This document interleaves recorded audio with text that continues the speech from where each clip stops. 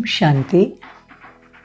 22/7/2022 की मुरली है। ज्ञान के सागर, आनंद के सागर शिव परमात्मा कहते, मीठे बच्चे, अब दुख के बंधनों से छूट सुख के संबंध में जाना है। इसीलिए पुराने कर्म बंधन के हिसाब किताब सब चुक्त करने हैं।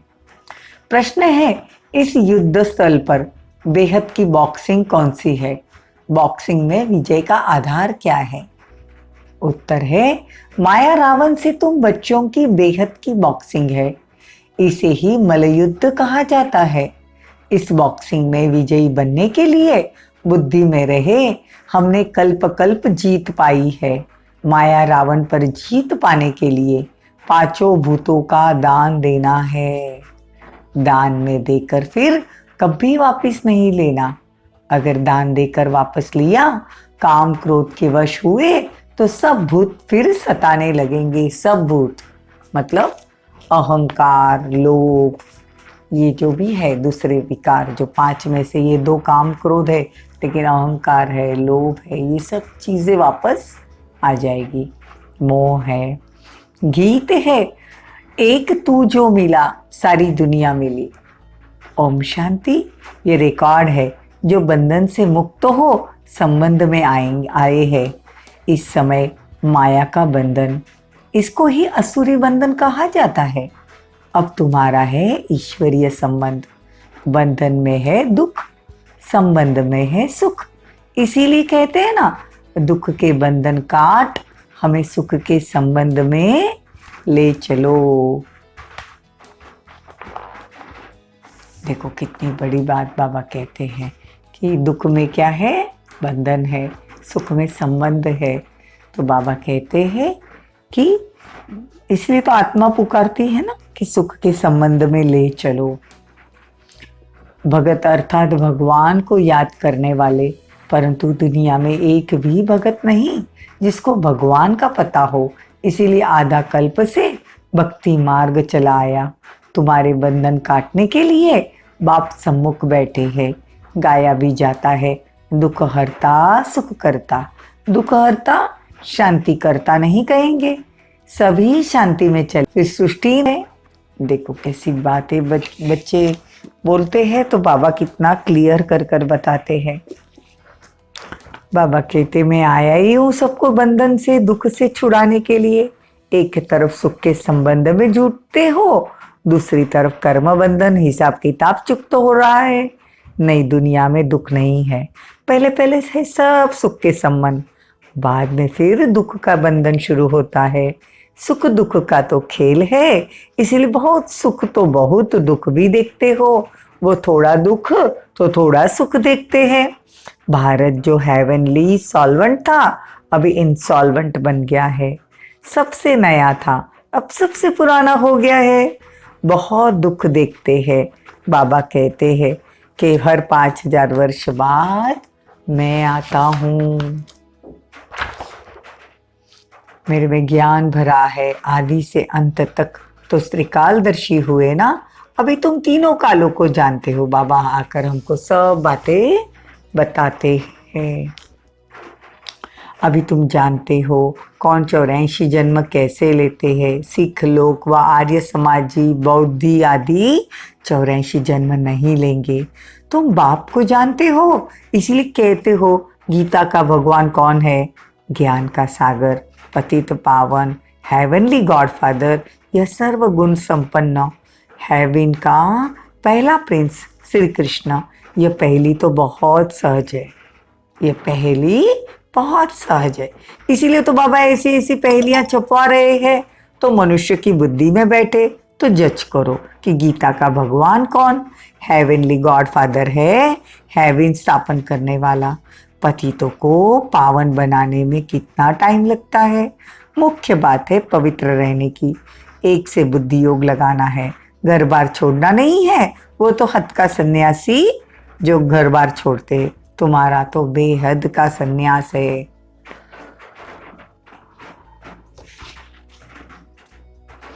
पहले पहले तो बाबा कहते हैं, देखो पहले पहले बुद्धि में आता है, पहले पहले तो छोटा घर था, तीन पैर पृथ्वी के थे जब बाबा के, शिव बाबा के तन में, ब्रह्मा बाबा के तन में जब शिव बाबा ने प्रवेश किया तो तुम छोटी सी कोठरी में आते थे।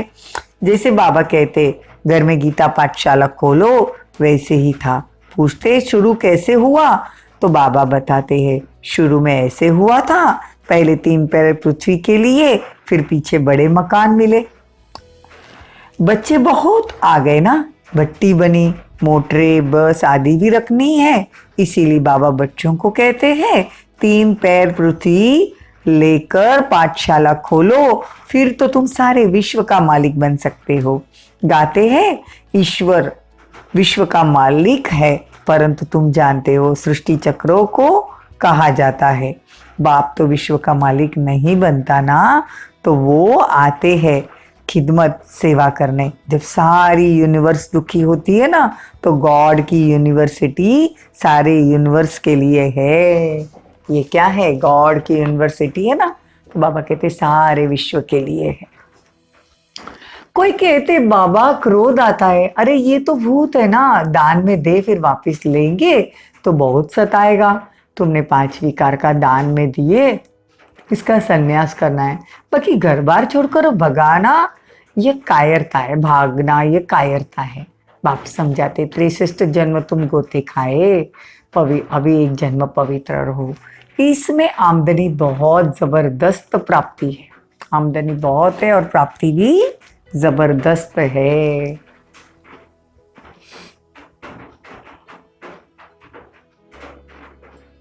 बाबा कहते हैं दुश्मन सामने खड़ा है, मलयुद्ध तो होती है ना, कंस और कृष्ण की मलयुद्ध शास्त्रों में दिखाते हैं ना, ये तो माया के साथ, यह तो माया रावण की बात है।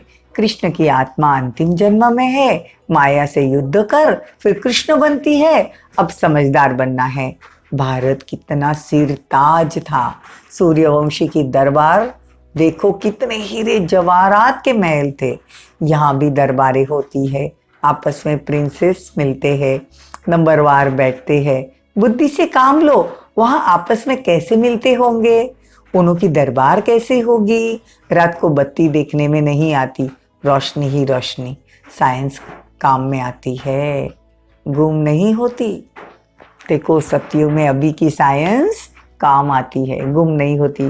तुम भारत को स्वर्ग बनाने के निमित्त बन रहे हो, स्वर्ग का द्वार खोलते हो। वो शंकराचार्य, ये शिवाचार्य। बाप कहते मैं ज्ञान का उच्चारण करता हूँ। गीत में सुना कि आप लोग गीत में सुना कि आप मिले तो सारी दुनिया मिली। गीत में सुना ना, एक तू जो मिला सारी दुनिया मिली। ये बहुत प्यारा सॉन्ग है। उनसे उच्च होते नहीं, सर्व मनोकामनाएं पूरी होती है, स्वर्ग में सब सुख मिल जाते हैं। आगे भी टेलीफोन, बिजली, मोटर आदि थोड़ी थी, अभी हुई। वहाँ तो साइंस बहुत काम देती है। अभी भी विलायत में 7 रोज में मकान तैयार करके देते हैं। यहाँ के मनुष्य की बुद्धि तमो प्रधान है, यहाँ की भेंट में उन्हों को रजो प्रदान कहेंगे। तुम बच्चे ये सब जानते हो, दुनिया को बदलना होता है, इसीलिए यह महाभारत लड़ाई है। तुम्हारी बुद्धि खुल गई है, कैसे युद्ध के मैदान में खड़े हैं। ये सब कहते बाबा माया सामना भी करती है। बाप कहते पूरा योग लगाओ, अभी तुम निर्वाण धाम में रहने वाले हो ना, तो तुमको विश्व की बादशाही मैं देता हूँ। ये कोई कम बात नहीं है, अंदर में खुशी होती चाहिए। अष्टमी पर तो समझाया है, कृष्ण जयंती नहीं पर परमात्मा की जयंती गाई जाती है। पहले कृष्ण जयंती मनाते हैं, फिर शिव जयंती कहा गई। शिव जयंती हो फिर कृष्ण का जन्म हो, भगवान आए तो भी तो कृष्ण को बनावे ना। तो शिव जयंती के बाद कृष्ण जयंती। शिव का ही भारत को, शिव बाबा ही भारत को स्वर्ग बनाते हैं। वास्तव में शिव जयंती है मुख्य, बाकी तो मनुष्य जन्म लेते रहते हैं, तो पूज्य देवताएं हैं, वही फिर पुजारी बनते हैं।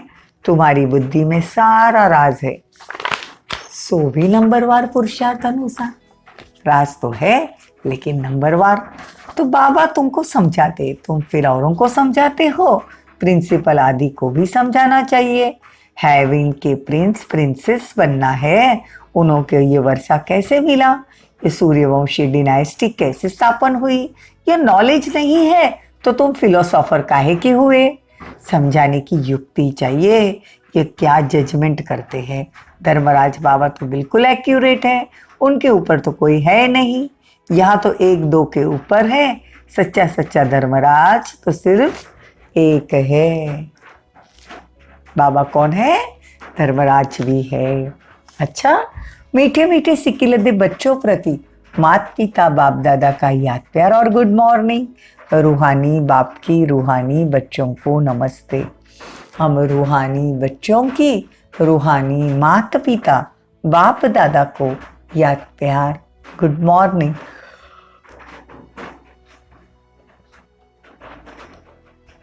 गुड मॉर्निंग, नमस्ते, थैंक यू, बहुत बहुत शुक्रिया। धारणा के लिए मुख्य सार।